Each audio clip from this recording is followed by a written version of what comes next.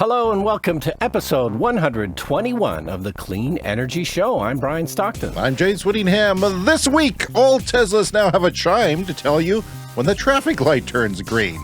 And this apparently will reduce road rage. But if that fails, hopefully the bulletproof body on the Cybertruck will step in to save you in this gun-happy world. Cruise robotaxis mysteriously gathered themselves on a San Francisco street and shut down traffic for several hours. July 2nd, 2022, the day the robot uprising began. The U.S. Supreme Court sharply curtails the authority of the EPA to regulate greenhouse gas emissions. Wait till they find out this will be a bad thing for men, too. Hyundai and Kia have been raided by German authorities over possible emissions cheating. And they said a Korean car company couldn't compete with the Germans. All that and so much more in this smoldering summer edition of the Clean Energy Show. Brian, I see you're alive. I'm still alive, yes. So we're checking in to see that you're alive. You've had the COVID for 9 days plus a week.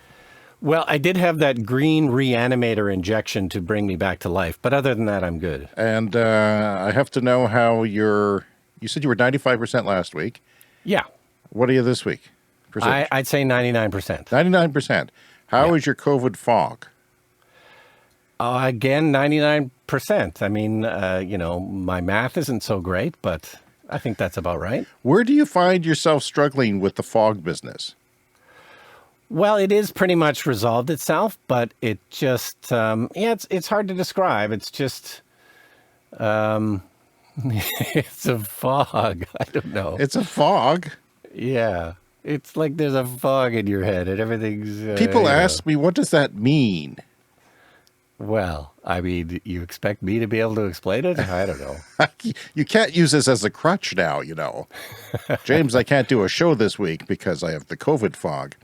Right. Well, I'll just claim that I got it again, I guess. I've pulled up a complicated cognitive test here for you. I'm going to say 5 words to you, and I want you to repeat them back. Person, okay, great. Woman, man, camera, TV. Okay, here we go. Toaster, suitcase, overcoat, pomegranate, hyena. You're not correct, sir. I'm afraid we're going to have to stop recording at this point. Shit. And I'm going to have to replace you with my Alexa, my personality-free, ever-stupiding Alexa. Ah, damn it. Well, I guess the fog was worse than I thought. And it turns out you're not a stable genius. I don't even think you're a genius. That's rude. Do you want to open it? You know, speaking of stupid people, you shut up. Yeah, and she did. I don't like her. It's 5 years we're going, 4.5 years. She's dumber and dumber and dumber. Is that right? It doesn't get better. Yeah, I don't have a device like that. Why not? You're so smart. Well, you're complaining about it certainly doesn't convince me. Brian, our household is dependent on these suckers. We can't have supper without one. I can't watch a movie without killing the lights with one and turning on the TV. I don't know how to turn on the TV. My kids don't know how to turn on the TV without their voice. Well, if we do end up building our new cottage, I do want to have, proper home automation stuff. So, it takes a new cottage to do that. Come on, man. I'm poor. I don't really want to do that in my house, but my house works fine. It does it, though? That's what a lot of people say. How do you turn up your thermostat if you're cold? You get up off the chair and take the blanket off and walk over to it? No. I would like a smart one, but it is programmed, so, it mostly shuts itself on. Well, I get cold sometimes during Matlock reruns, and I like to turn up the heat to 90. So. All right. So speaking of my house, so I have this ongoing project to electrify everything. I'm going to try and get rid of natural gas in my house, which really everybody in the world is going to be doing in the next several years. But it's difficult because I'm kind of ahead of the curve, especially here where it gets to be minus 40 in the winter. And it is very difficult to heat our homes here without natural gas. But anyway, the first step on this journey was to upgrade the electrical service from 100 amp to 200 amp. And I'm finished. And we went from above ground wires to below ground because that seemed to be the best way to do it. So we didn't have to mess with the solar panels on the roof. There's a mast that comes out of the roof, Right. but we may have had to move that and therefore move the solar panels or get rid of them or whatever. So we ended up going with, an underground Is that tunneling done? machine. Is So that all done? it's finally complete. That's the good news. The bad news is it cost about $6,000. Oh.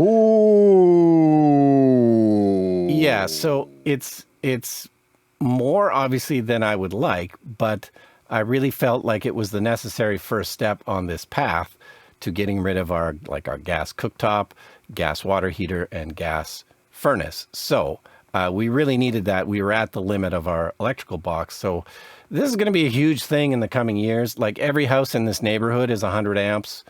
And, so many people are going to have to upgrade. It was hard to even find somebody to do it. I mean, I think you could start yourself a business as an electrician just doing these kinds of upgrades. The first couple of places said they couldn't get like the breakers and the panel boxes were sort of back ordered and supply chain issues. But found a place that did it. So I'm very excited about that. It's the first step on this path. But yeah, I just did want to tell people what it cost. About $6,000. If we didn't have to go underground, it would have been about $5,000. It's only $1,000 to go underground. That surprises Yeah, I think it was $1,200 extra. Do you think the market, being that it's hard to get an electrician, raises that price? Because I don't remember things costing that much. Yeah, it's a good question. I mean, I only ended up with the one quote because I kind of only found one place that would even do it. So, it took two guys a full day to do it. Oh, okay. To do the panel, and then digging the trench was another 2 or 3 hours from the power company. They had to come out with a giant machine, like a horizontal drilling machine. So, for the number of bodies needed and the equipment needed and the time that it took, it's kind of seems about right. Okay. That's interesting. It's good to know. And I thank you for sharing that information. Yeah, and it made me think I don't know, we should almost start some kind of I don't want to start a Facebook group because Facebook is so evil, but we really kind of need an electrify everything local community, I think. Everybody needs one because, of course, every state or province is different. Our needs are different, but it would be great to be able to kind of discuss these things with other people because, like I say, everybody's going to be getting off natural gas in the next, 10 or 20 years. And, this early in the game, it'd be great to share some more advice with more people. Absolutely. And what is it? Annie's List or somebody's list? Who's the for women's first names list for local contractors? I always see advertisements on the TV, and yeah, it's God. Everyone's shouting at their podcast player now, and I've somehow slipped up. But maybe there could be a section on apps like that where you look for contractors and read your contractors. I'm only aware of Craig and his list. Craig and his list is very obsolete.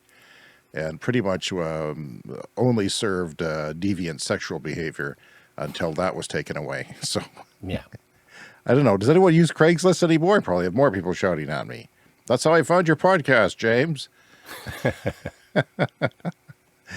Brian, I did something unusual.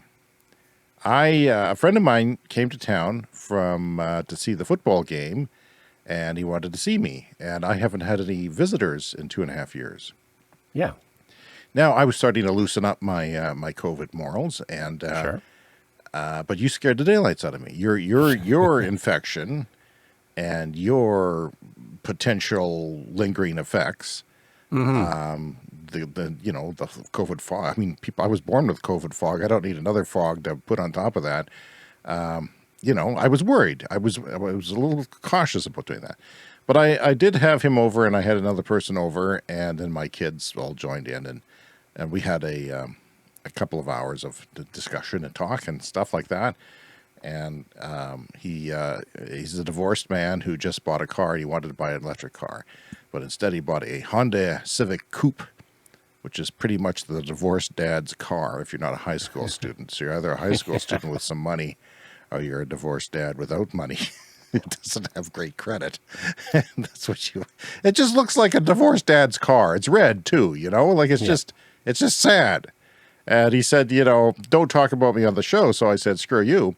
I'm going to talk about you for 15 minutes on the show because, he's a socialist. He wants the environment to be good, and he goes and buys a car that makes him feel good because his son totaled his other car. So I don't know.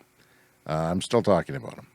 And 15 minutes is a long way to go. But, it's hard, though. How would you go buy a car? I don't even know how you would. I can't buy one. There's none around here. It's still a huge problem. There just isn't the supply of electric cars, and the prices are still high. But, the prices of gas cars are high now, too. So then that seems like the wrong way to go as well. So you know what? I thought this was interesting. I don't know where it is in the notes here, but I remember that. Yeah, here it is. GM will reimburse owners of the 2020 to 2022 Bolt who already bought the car. That's leading up to the point where they made a few and then recalled everything and shut it all down. The full $6,000 that they're giving off to new buyers right now. I thought that was really good. This is in the States, of course. Yeah, this is a retroactive. This is unheard of, Brian. This has never been done before, ever. This is a very goodwill thing to do. But it just makes me more angry that they're not doing it in countries like where we live in Canada, because we need that. I need that. I want that. I expected that. And they're just doing it to the old Bolt owners and not to the new ones. So they should give you the money just for thinking about buying. Well, sure. And you know what? Their excuse in Canada was, well, the market, we're very competitive in the Canadian market. And of course they are. They're not selling any vehicles here. There's no Californias here. There's no really strong states that demand lots of EVs. Otherwise you can't do business there. So, I mean, there are, but it's not as strong as the States. So it's a pisser to me. I want that $6,000. Well, yeah. Why wouldn't I? They would make it very affordable, very doable. That's if I could get my hands on one. But so far, no supply. I haven't heard of any supply going to Canada yet. I mean, you can order one. They will say that you can. It is on the list of things you can order and wait 2 to 3 months with a $500 refundable deposit. But I don't know. It gets complicated when I'm trying to trade in and trying to get lots of money for my Prius. If anyone wants a Prius, you know who to call. In Norway, we are always talking about how Norway has lots of very high percentage of either full EV or plug-in EV sales, right? Well, I was wondering what their fleet's at, because they reached 86% of ZEV or ZEV sales in March. They were at 86%, which is really high, and I think they've brushed against 90% some months. Yeah, that's for all the new cars. That's just the sold. new car sales. But what does that mean for the fleet as a whole? Well, it turns out the electrified fleet is at 23%. So almost 1 in 4. That's not bad at all. It's not too bad, no. I mean, at some point, people are just going to want to just send their gas cars to the stockade, right, to the graveyard. Well, certainly with the price of gas right now, especially we talked about a couple of weeks ago, the Norway has some of the highest gas prices. Right. So people are going to be looking for an opportunity to ditch those gas cars. But there's been this theory that's been discussed a lot, and that is that at some point where there's a tipping point for EV adoption, that gas cars become priceless and unwanted. And now in that world, well, the resale, like they're a stranded asset, right? Because at some point they're going to be outlawed, or they're going to be outlawed from city centers or things like that, and just nobody's going to be using them, and there'll be less people fixing them, and I predict less gas stations. That's one of my predictions for the future, is that there will be a shortage of gas stations at some point, which would be ironic as hell. And people, I'm sure, the gas heads are laughing at me, but it's true. Because it's such a low margin thing, and unless they all get into EV charging, they're going to be shutting them down because it is such a low margin thing. You're making your money on cigarettes and lottery tickets. Yeah, I've always heard that. It's like popcorn at a movie theater. So another interesting story here. This is something that I read about because I'm on the Facebook page of the Chevy Bolt EV user groups because I'm interested in buying one. And in the United States, there's just a ton of people who have them. And there's a post every 10 seconds pretty much. Like I could read them all day. And it's very informative for a guy who wants to buy one. I hear about the positives and the negatives. And I tell you, Brian, people are really, really happy. But one thing I read about is a lot of people who are making their living off of the gig economy, such as Uber or meal delivery services or Lyft, are going out and buying or leasing and making a crap load of money, and they're getting extra money for it. So the news organization Bloomberg highlighted the plight of an Uber driver. This is, I read about this actually in Electric from Seth Winthrop, who's the publisher of Electric. He doesn't often write about electric cars, but Bloomberg highlighted the plight of an Uber driver who had the option of keeping her extremely common ICE vehicle, the Toyota Camry, or renting a Tesla Model 3. This is an interesting thing because what she did is she rented a Model 3 through Hertz, which now has Teslas for rent, and she rented it on a monthly basis, which was, to my surprise, oh no, sorry, it's a weekly rate of $344. So she's renting it by the week for $344, which includes insurance, maintenance, and unlimited miles, which is great if you're an Uber driver. Yeah. So even after accounting for the cost to charge the car, this person was paying roughly $450 a week for the car of her dreams, but that is, less than it. She almost spent $600 just on gas for the Camry. So a lot of people don't see these economic disruptions taking place. This person, smart, did. I would argue, and maybe it's not possible because not everybody has credit, but if you could lease, say, a Chevy Bolt or Bolt EUV, you could get one cheap. Maybe even a Leaf would work depending on the number of miles you go in a day, for probably that much in a week, and then you would get an extra $1,200 US a month or $1,300 US. That's nothing to sneeze at when it's your income. Jesus.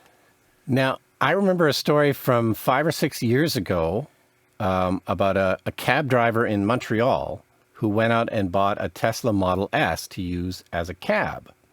And I remember this story because it was like this is when the switch went off in my brain. This was 5 or 6 years ago. And even though it was a Tesla Model S, which is a very expensive car, at the time he sat down with a calculator and realized, no, this is, even though it's an expensive car, this is absolutely the best financial decision. So, and this is before the Model 3 had even come out.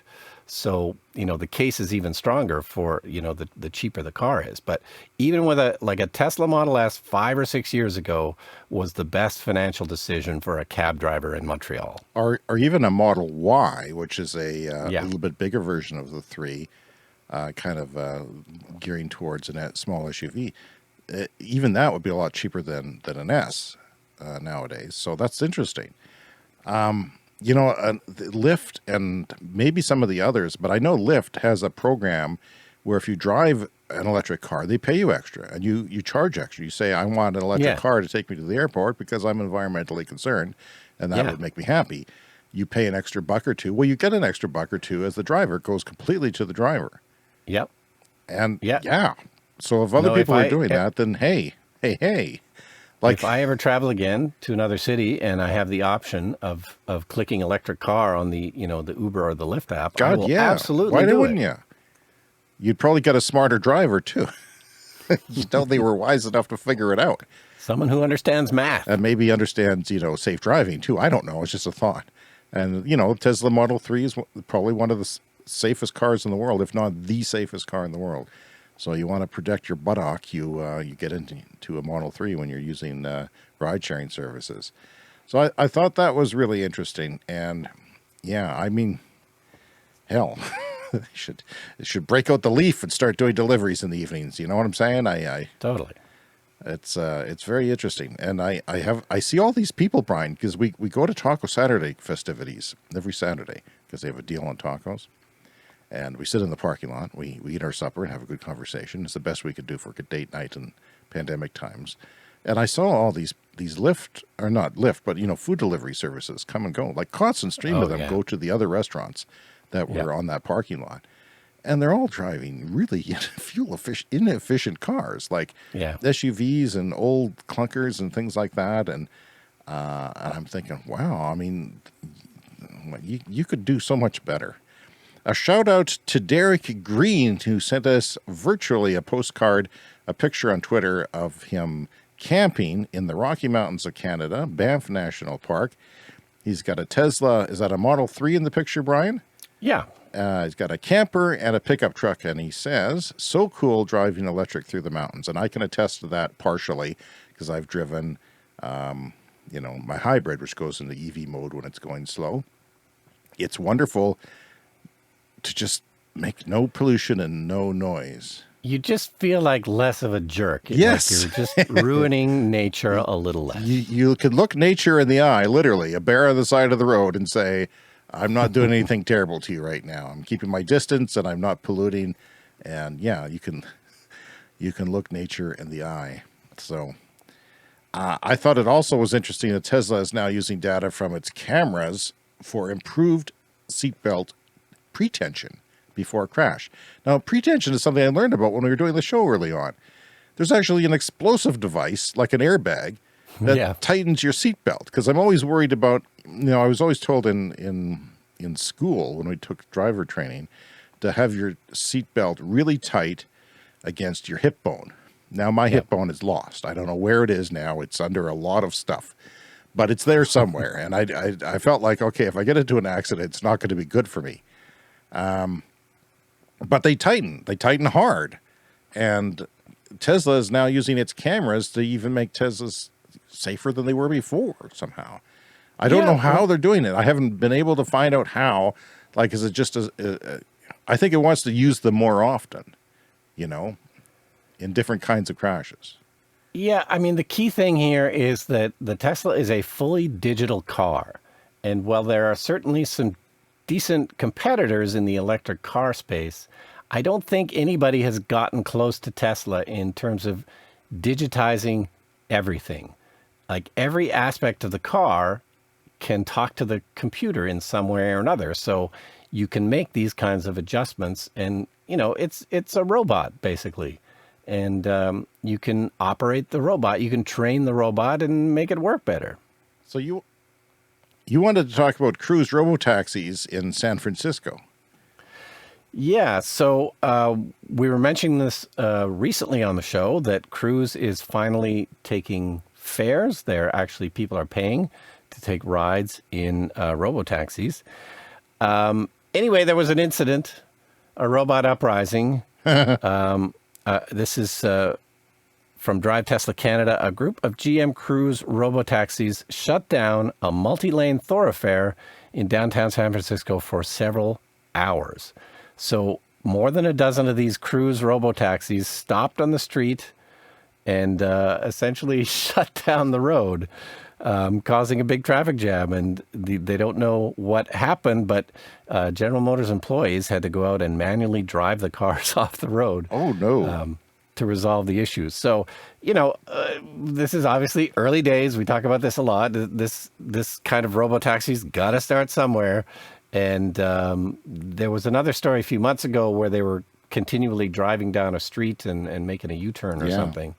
But I don't know. It reminded me of, I don't know what the problem is, but it reminded me of the early days of the internet and the early days of email, how you could, it was a new thing to set up an automated reply on your email that says, I'm out of the office or whatever. But in the very early days of email, if you sent one of those out and it went to somebody else who also had an automatic reply, you would get like 1,000 messages back and forth, and it would kill the mail server because they hadn't quite figured out, these kinds of issues. So I don't know. That's what it seems like. It's like, 2 or 3 robotaxis got in the same block and started confusing each other maybe. And before you know it, they were all stuck there. I theorized on Twitter that it was a union meeting, that they were rebelling. So maybe they were organizing. I don't know. The fact that the employees had to come. I wonder what reputation they're starting to get in San Francisco. I think that's kind of a problem. if it's not going to work. If that happens a lot, maybe this is why they do so much at night, is to peeve less people off. Yeah, they're only doing this late at night and overnight, and this is why, I guess. But this is great to get to get drunk people home safely. I think, to have extra vehicles out there makes the road safer for everyone. Not that the drunk people are only on the roads late at night, because we find out all the time that they're not. So one thing about I just wanted to point out is that Toyota, we know, is getting into electrification tepidly, and they've run out of their tax credits in the United States, the $7,500 federal tax credit that some people can take advantage of depending on how your taxes are. It's gone. So now that they're starting off, they have nothing. And also their vehicles are expensive, relatively speaking. Yeah, so this is an EV tax credit that was put in place several years ago by the U.S. government to encourage people to buy EVs, but they put a limit on it. Like once you sell a couple 100,000 vehicles, that tax credit starts to go away. But Toyota, in their infinite wisdom, I guess, they had a bunch of plug-in hybrids that qualified for this tax credit, and you had to have a battery of a certain size.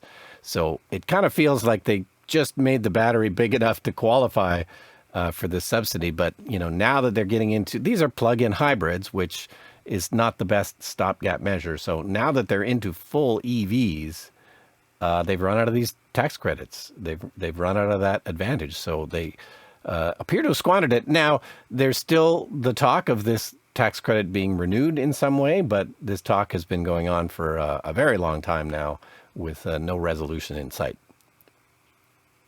All right, let's get on with the show then.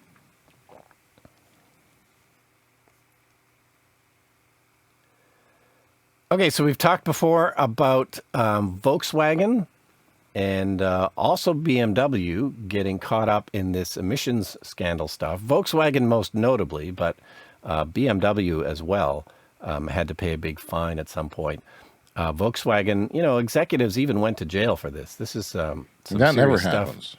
Yeah, that seems like it never happens. But the Dieselgate scandal, where Volkswagen put these defeat devices into their cars, a little computer that could figure out when the car was being emissions tested, and then alter the way the engine runs to then, they would pass the emissions standard. So, but now Hyundai and Kia have been raided in Germany over this exact same issue. Now, at this point, we don't know what's going to happen. We don't know if they're actually guilty or not. But this is a big deal that could also envelop Hyundai and Kia, which I've always been a pretty big fan of. Their EVs have been pretty decent. I've owned Hyundai and Kia cars. I think they're a nice value proposition. But I don't know. We're going to have to keep following this story and see if they are, in fact, guilty of emissions cheating. This isn't just lying about the fuel economy of a vehicle, that it does well in the preset test, which is very prescribed. It's very specific, different speeds at different times. Yeah. This is about putting a whole bunch of really bad pollution from diesel out into the atmosphere. Yeah. Into your breath, into your lungs on the streets, in order to, achieve that rating, the fuel economy rating. And it's not just a lie to the consumer. It's hurting people badly. It's literally killing people, although it's difficult to ascribe a, specific killer to anybody's specific ailment. But we do know that air pollution around the world kills lots of people every year. So this is no joke. Like the reason these emissions regulations were put in place is because it's unsafe to have these polluting vehicles. Yeah, this isn't even about the climate. This is about health. Yeah. And in large cities, you have some serious problems. Yeah, and we've talked about this before where, when we were growing up in the 70s, there was obviously a lot of discussion about air pollution and, cars were a lot more polluting back then. Cities in the U.S., particularly Los Angeles, super polluted. The smog was very, very obvious. But of course, in recent years, the conversation has shifted to climate change and, too much carbon in the atmosphere, which is a little bit more abstract. It's a little bit more difficult for people to grasp. And since our air is, kind of cleaner, it's not that bad. This is one of the things that leads to people being kind of climate change deniers, is that, the discussion, it's difficult to oppose pollution in the air. Like pollution is bad. We all know it's bad. But the discussion of climate change is a bit more abstract. I often think we need to shift the conversation just back to pollution, that pollution is maybe a better word for all of this rather than carbon in the atmosphere. We don't want pollution in our atmosphere, and that's why we have these regulations to stop it. There's an ozone hole you could measure and say it's this big, it's getting bigger, it's over here, it's over there. By the way, I think the ozone problem hole is a problem again. I read something about that. I don't want to say too much, but the struggle is not completely over for the ozone. But we've got other fish frying here, a lot of them, literally. That wasn't funny. Okay, moving on to other negative news. The Supreme Court sharply curtails the authority of the EPA in the United States to regulate greenhouse gas emissions that cause climate change. The second question here, climate change, a significant decision on how the EPA is allowed to enforce restrictions to protect the environment. And the question we're looking at, can the EPA issue rules capable of reshaping the nation's electricity grids, driving power companies away from fossil fuels? The answer there, technically no, although it's not a complete elimination of its power. It's just reducing what the EPA can actually do when it comes to things like climate change. Yeah. So 6-3 ruling, surprise, surprise. Brian, the Supreme Court has done some horrible things lately. And the judges that they've added are our age and healthier. They're going to be around for 40 years, possibly. Yeah. I know it doesn't matter, but yeah, I always get super annoyed when there's some idiot politician who's the exact same age as me. I feel like they should know better. Young people, sure, be dumb. It just, life is ahead of you. You can learn things, but by now, come on. It irritates me no end. I'm obviously not an expert in constitutional law, but I can recommend a podcast. There's a fantastic podcast called What Roman Mars Can Learn About Con Law. And Roman Mars from the 99% Invisible podcast. And it's him and a constitutional professor talk about the U.S. Constitution and the Supreme Court rulings and stuff. And it's been a really great source of information to try and learn about these things. The issue here is that there's been many Supreme Court decisions in the past that basically decided that, judges and courts aren't the experts. And that's why something like the EPA exists. They're the scientists, they're the experts. And so they have in the past been given a certain amount of authority to make rules about these kinds of things. Because what do, 9 Supreme Court judges possibly know about pollution or, controls on this kind of stuff? Now, these rulings, unfortunately, move in the other direction. But I can definitely recommend that podcast because it really helps to process a lot of this stuff.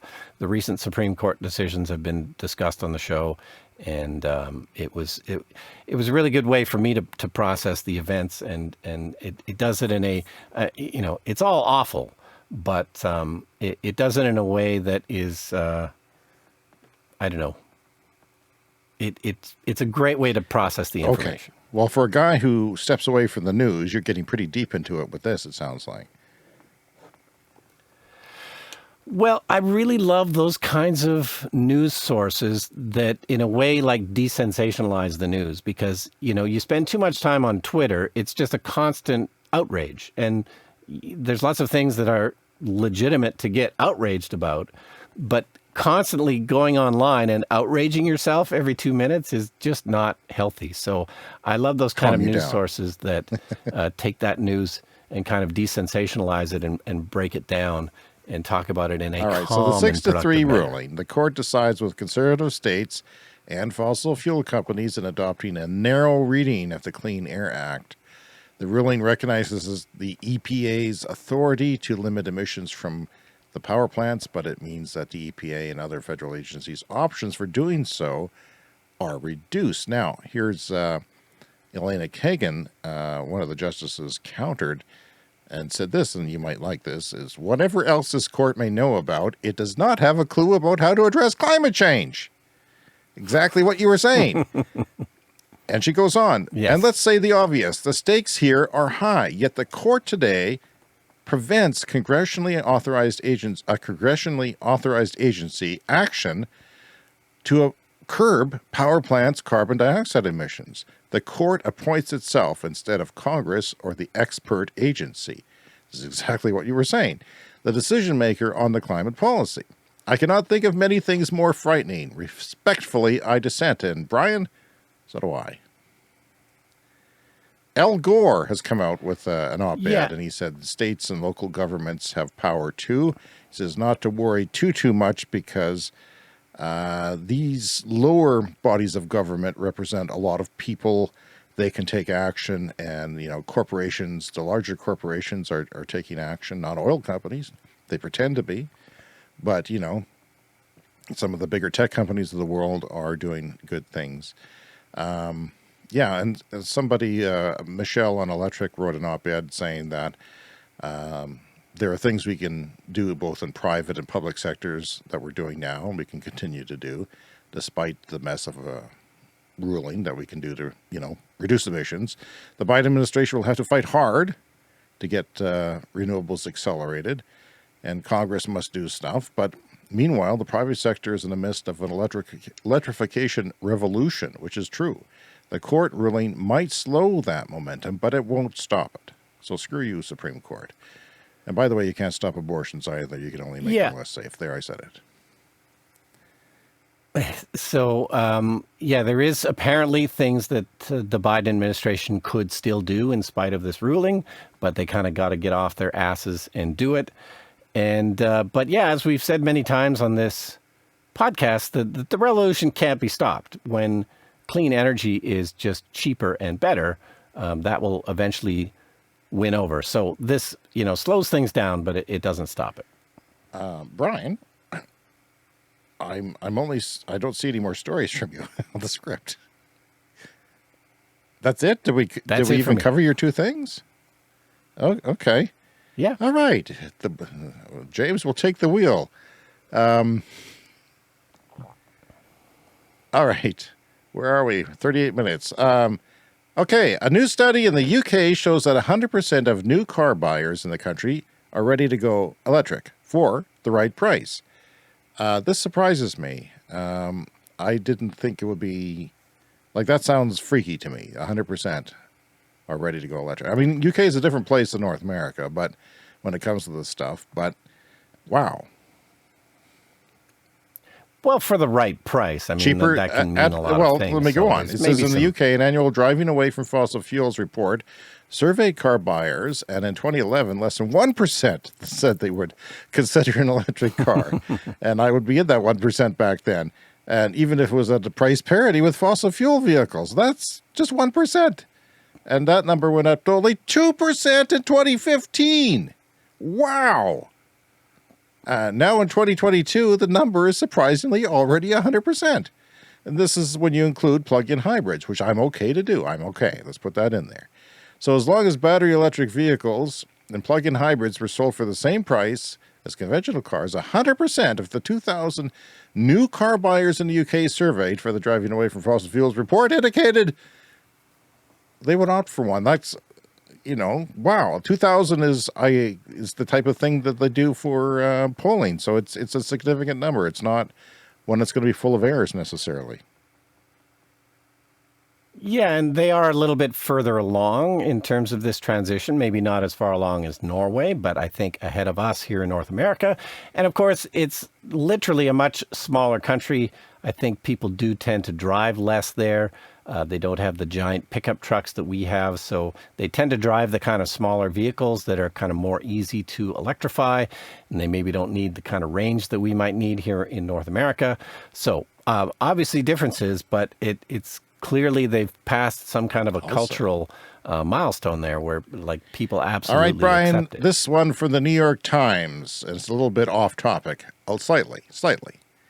But I thought it was interesting. A variety of triggers can kindle wildfires on dry lands. High winds that send power lines careening into each other. Stray cigarette butts, which is a huge problem, believe it or not, even from highways. And even sparks from train wheels. And sometimes it's electrocuted birds.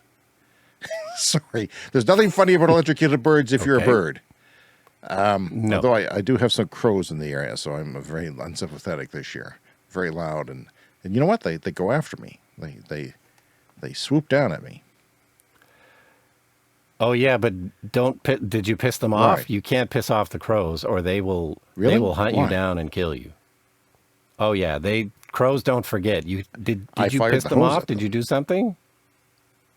Oh, you shouldn't have done that. You're in They trouble. won't. They Well, don't- I'm not forgetting oh, either, man. Brian. It's between me and the crows. I'm sorry. I'm bigger than them, and until I get COVID, smarter than them. Yeah, Not but can you yet. fly? I'm not going to tell you what the experiments that I have going on in my shed, but I'm just moving along, progressing as the best I can.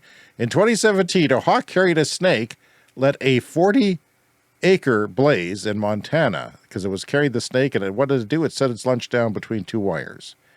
So if you're ever flying around with a snake in your mouth, Oh. be careful about making contact with two different wires. The accidental arsonist was found crispied on the ground.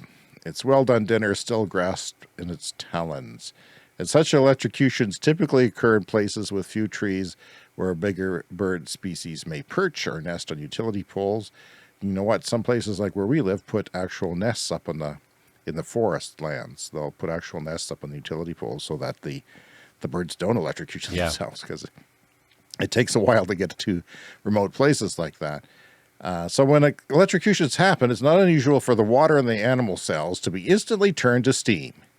It explodes the cells and it'll blow off a limb.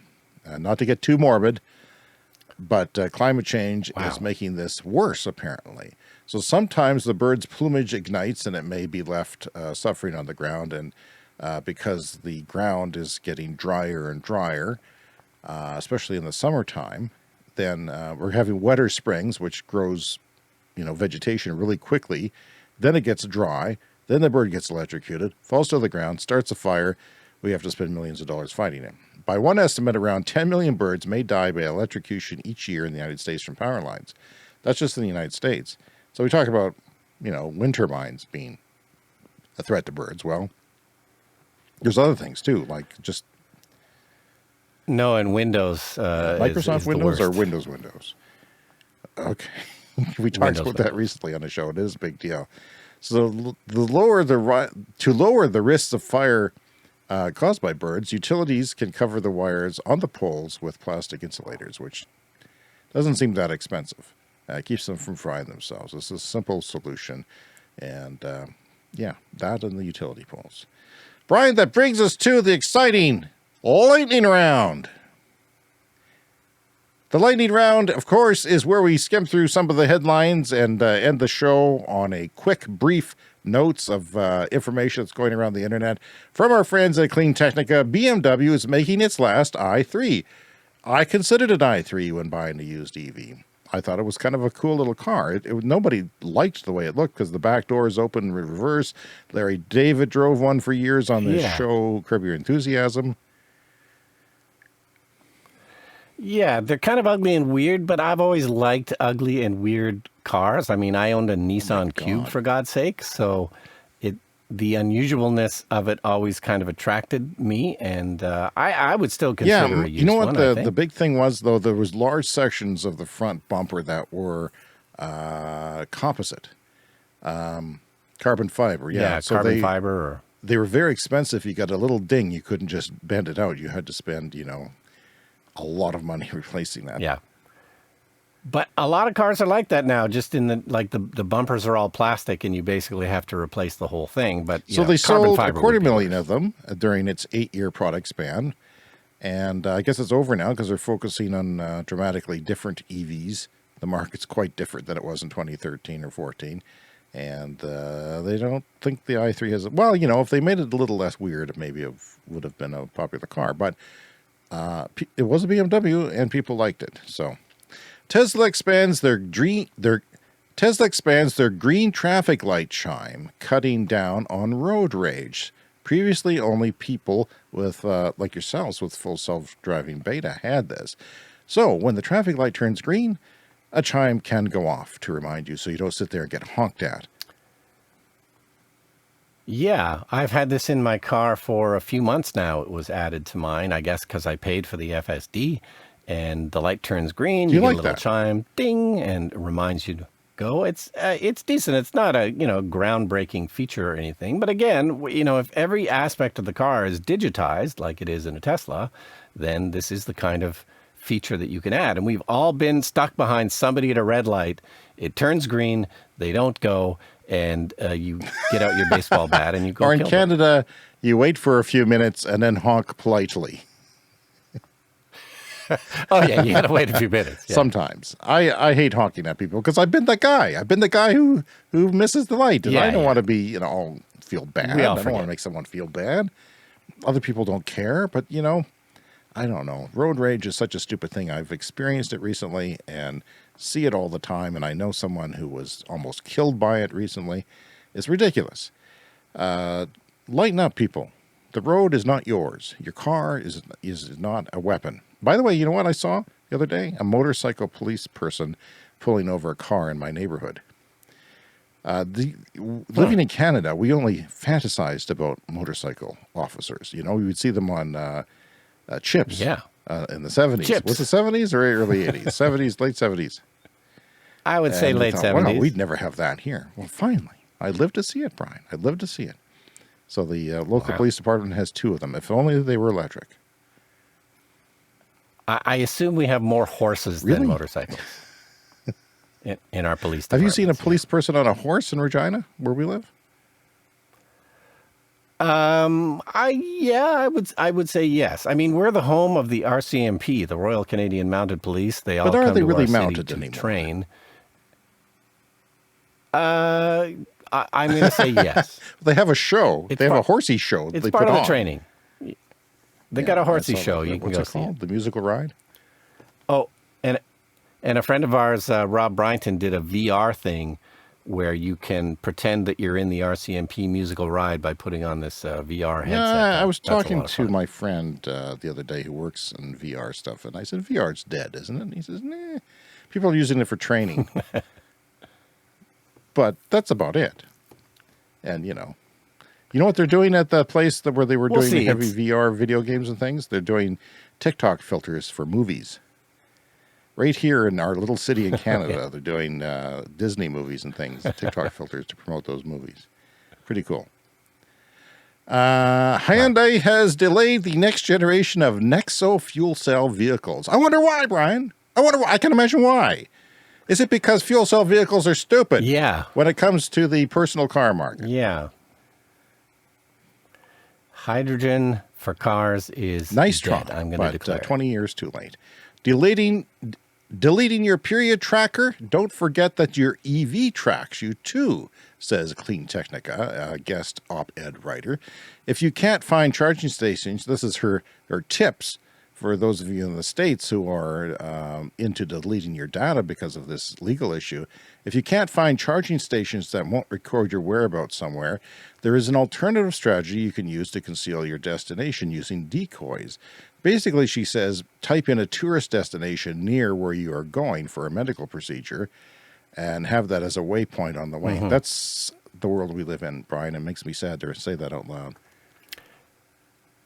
Yeah, and this was discussed on the most recent episode of what Roman Mars can learn about con law, is that we live in an age where we can be tracked digitally for many, many things. So if you go out and commit a crime that is something that's perhaps illegal in some U.S. states, it's fairly easy to find a digital trail to prove you were somewhere. Joy. Japan's first offshore wind farm. I can't believe I'm saying that either. Come on, Japan. You're surrounded by ocean. You're basically an island. I mean, come on. Get with it. There's so much energy out there just waiting for you. Basically. Their first onshore wind farm installs its first turbine. Yeah, offshore. Offshore. The first turbine is installed offshore in the ocean. Currently, 25% of Japan's electricity comes from clean energy, and it has a plan to bump that percentage to 38% by 2030. They're struggling. It's too slow, and they're struggling by shutting down nuclear and having to replace it with something. But hey, come on. You use the ocean, use it fast. Use it to your best ability. Because it is such a small nation, you could surround it with electricity that just comes from the ocean. I'm just speculating. I'm not an expert, Brian. I'm not an expert. It seems to me. Yeah. I mean, it's got to be Godzilla proof, but other than that. Yeah. Had we a listener in Japan, they would be offended by that, but I don't think we do. Thank goodness. And if we do, by God, I want to hear from you. Send us a note. cleanenergyshow@gmail.com. Yes. Please let us know your offense. Yeah, so that's short of where the International Energy Agency says G7 members should be by then. So hopefully Japan, they're lacking in, we criticize their car companies. And yeah, I don't know what it is about Japan.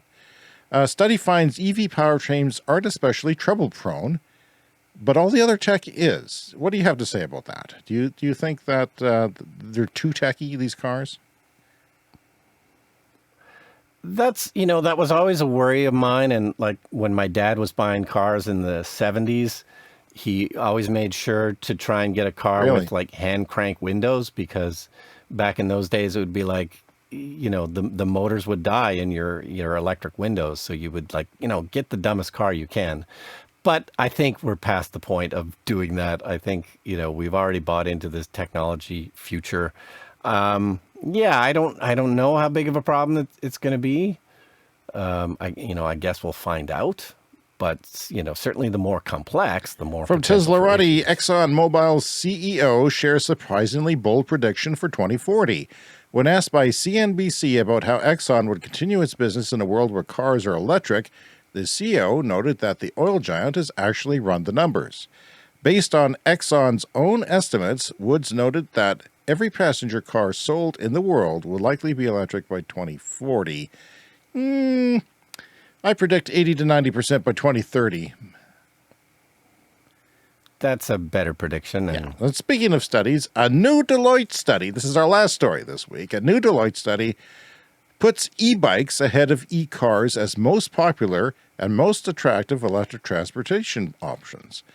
And my son, I mentioned my son because I'm getting old, and he is my connection to the young world, the world that we're all counting on to save it, to save the world. Yeah, I used to be a professor, so my students were my connection. And by the way, Brian, congratulations on your retirement. I don't think I've said that. I meant to say it. You're officially retired. Officially a full-time professional podcaster now. Or something like that. I mean, what's your CV going to say, really? Well, once you get that paycheck rolling to me for this podcast, unprofessional, then that's what I'll be. Unprofessional. It's very unprofessional for you to say that. So the study says that it is more attractive to do e-bikes than cars or bad. Now, my son keeps telling me that there is this world of left-wing young YouTubers and Reddit people who don't want cars, which troubles him because he wants to work as a traffic engineer, he wants to work with roads and streets and everything. Mm-hmm. And all these people don't want that. So he's kind of at odds with them. Yeah, well, I mean, there's still going to be, even if we switch to other modes of transportation, there's still going to be a need for traffic engineers. But so I just don't think that you can tell people to hand in their cars. I know a lot of people who listen to this show will say, yes, you should. And it's not that you're wrong. It's just that, can you convince other people to do that? You can't convince everyone, everywhere. No, and of course we're headed in that direction, but there's a couple of things I always like to point out. One is we have, where we live, 5 months of the year where it's ridiculous minus 40, and I'm not planning to bike during those winter months. As nice as that would be as an idea, it's just not realistic for most Canadians to bike in the winter. But the other thing is just that, biking walking, taking public transportation, these are all the best choices. But again, here in Western Canada, the Western US, the whole infrastructure was really built around cars. And so the robotaxi thing probably makes, a lot of sense out here in the West where things are kind of already built for cars. We're not going to have to remake all of our cities if we kind of go to robotaxis. So in general, I agree. Bikes, public transport, walking, things that will also keep us healthier. But, it's you can do both. You can switch to electric cars and work on that problem. Well, I'm getting, my sense of balance is lessening as I get old, but, the healthiest 80-year-olds are the ones on bicycles, right? I mean, but then my neighbor was, in his 70s, and he literally died on a bicycle and then got revived. So, it's a scary proposition for some people. But anyway, I am a bike enthusiast. I have an e-bike. Any update on your e-bikes that you were ordered for the summer? Yeah, that's right. I just got an email. They're getting them ready to ship any day Well, now. that's good. That's good. Maybe we'll have an update on the show and you can talk about them. So that's our time for this week, this first show of summer.